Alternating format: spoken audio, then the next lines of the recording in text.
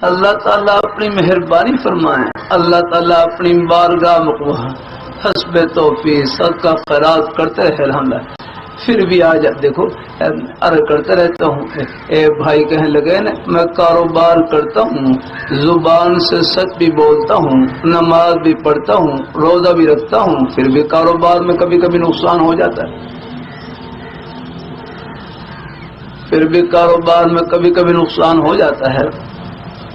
تو دوسرے بھائی تسلی کے لیے کہنے لگے کہ ہر وہ نقصان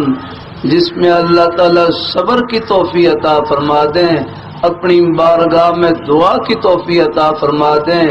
یہ نقصان بھی پتہ نہیں آفت کے کتنے نفع سے بھرا ہوا رہتا ہے۔ یہاں کا گھاٹا بھی آخرت کا سودا ہے، صبر کے ساتھ اور دعا کے ساتھ یاد رہے۔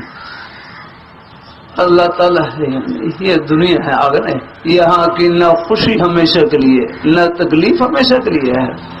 بلکہ دونوں میں امتحان، خوشی میں شکر کا اور تکلیف میں صبر کا یاد رہا ہوں۔